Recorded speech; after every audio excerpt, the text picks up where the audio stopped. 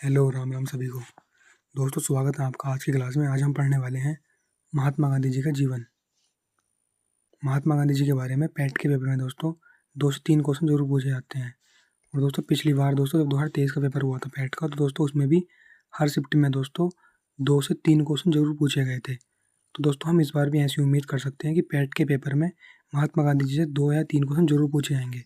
तो इसलिए दोस्तों महात्मा गांधी जी का जो जीवन का टॉपिक है, ये दोस्तों आपके लिए बहुत ज़्यादा इंपॉर्टेंट हो जाता है। ठीक है, तो दोस्तों हम शुरुआत करते हैं फिर आज की क्लास की बिना टाइम वेस्ट किए। महात्मा गांधी जी का जीवन। ठीक है। जन्म। महात्मा गांधी जी का जन्म 2 अक्टूबर 1869 ईस्वी को हुआ था। जन्म स्थान था महात्मा गांधी जी का पोरबंदर काठियावाड़ गुजरात में। ठीक है, महात्मा गांधी जी का जन्म स्थान था पोरबंदर काठियावाड़ गुजरात।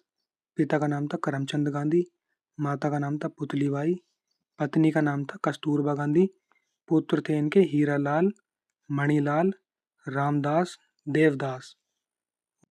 राजनीतिक गुरु थे गोपाल कृष्ण गोखले।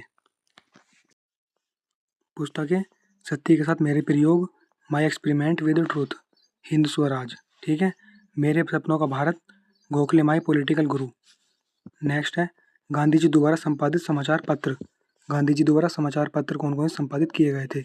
यंग इंडिया, नवजीवन, हरिजन, इंडियन ओपिनियन।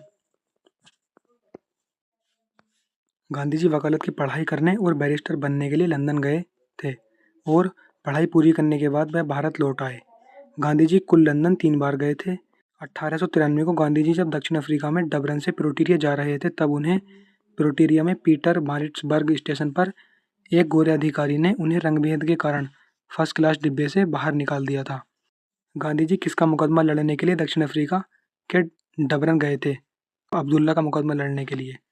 1893 में गांधी जी ने दक्षिण अफ्रीका के नटाल प्रांत में भारतीयों के साथ हो रहे भेदभाव का विरोध करने के लिए नटाल इंडियन कांग्रेस की स्थापना की थी। 1894 ईस्वी में नटाल इंडियन कांग्रेस की स्थापना की थी। नेक्स्ट है गांधी जी द्वारा स्थापित प्रथम आश्रम फिनिक्स आश्रम। 1904 ईस्वी में इसकी स्थापना दक्षिण अफ्रीका के डबरन में की गई थी। चार्ल्स एंड्रयूज को गांधी जी ने दीनबंधु कहा। गांधी जी द्वारा भारत में स्थापित पहला आश्रम सत्याग्रह आश्रम 1915 को गुजरात में स्थापित किया गया था। सत्याग्रह आश्रम को कोचरब आश्रम भी कहा जाता है। गांधी जी दक्षिण अफ्रीका में 21 वर्षों तक रहे थे, 1893 से 1915। 9 जनवरी 1915 को जब वे भारत वापस लौटे तो इस दिन को प्रवासी भारतीय दिवस के रूप में मनाया जाता है। गांधी जी द्वारा प्रयुक्त सर्वाधिक प्रभावकारी अस्त्र उपवास है। गांधी जी ने सर्वप्रथम कांग्रेस के कलकत्ता अधिवेशन 1901 में भाग लिया था। उस समय वे दक्षिण अफ्रीका में रह रहे थे और भारत की छोटी यात्रा पर आए थे।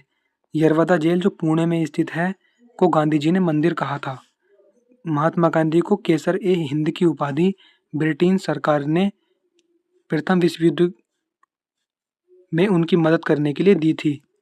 असहयोग आंदोलन के दौरान महात्मा जी ने इस उपाधि को वापस कर दिया था। गांधी जी ने अपना प्रथम भाषण 1916 को बनारस हिंदू विश्वविद्यालय BHU के उद्घाटन समारोह में दिया था। महात्मा गांधी केवल एक बार भारतीय राष्ट्रीय कांग्रेस के अध्यक्ष बने थे। कब बने थे? 1924 में बेलगांव अधिवेशन के दौरान, जो 39वां अधिवेशन था कांग्रेस का। गांधी जी को सर्वप्रथम राष्ट्रपिता सुभाष चंद्र बोस ने कहा था। गांधी इरविन समझौता 5 मार्च 1931 को हुआ था। 1932 में पूना पैक्ट समझौता महात्मा गांधी और BR अम्बेडकर के मध्य हुआ था। अब दोस्तों आप पढ़ते हैं हम आंदोलन के बारे में।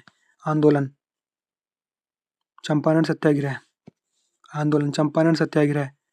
चंपारण में गांधी जी को राजकुमार शुक्ला ने आमंत्रित किया था। चंपारण में गांधी जी को राजकुमार शुक्ला ने आमंत्रित किया था। यह बिहार के चंपारण जिले के किसानों के लिए किया गया था। यह बिहार के चंपारण जिले के किसानों के लिए किया गया था। ब्रिटिश अधिकारियों ने गांधी जी को चंपारण छोड़ने का आदेश दिया, लेकिन गांधी जी ने इस आदेश को मानने से इनकार कर दिया। यह भारत में उनकी पहली नागरिक अवज्ञा थी। चंपारण सत्याग्रह के दौरान रविंद्रनाथ टैगोर ने गांधी जी को महात्मा की उपाधि दी। चंपारण सत्याग्रह का विरोधकर्ता NG रंगा। असहयोग आंदोलन। नेक्स्ट है असहयोग आंदोलन। असहयोग आंदोलन 1920 से 1922।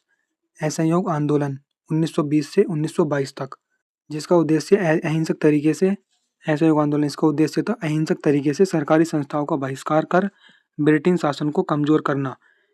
1922 में चौरी चौरा की घटना के बाद गांधी जी ने इसे वापस ले लिया। डॉक्टर मुंजे ने गांधी जी के विरुद्ध असहयोग आंदोलन वापस ले लेने के कारण निंदा प्रस्ताव लाए थे। नेक्स्ट है सविनय अवज्ञा आंदोलन 1930। नमक कानून के विरोध में महात्मा गांधी जी ने सविनय अवज्ञा आंदोलन की शुरुआत की थी। गांधी जी ने कहा, हमें आधा अधूरा स्वराज, डोमिनियन स्टेटस नहीं बल्कि पूर्ण स्वराज चाहिए। 12 मार्च 1930 को आपने साबरमती आश्रम अहमदाबाद से दांडी मार्च की शुरुआत की थी। 6 अप्रैल 1930 को गांधी जी ने दांडी में नमक कानून को भंग किया। यह यात्रा कुल 24 दिनों तक चली थी। यह यात्रा लगभग 386 किलोमीटर लंबी थी। यह यात्रा साबरमती से दांडी तक की गई थी। इस यात्रा की शुरुआत में महात्मा गांधी के साथ कुल 78 स्वयंसेवक थे। नेक्स्ट है भारत छोड़ो आंदोलन।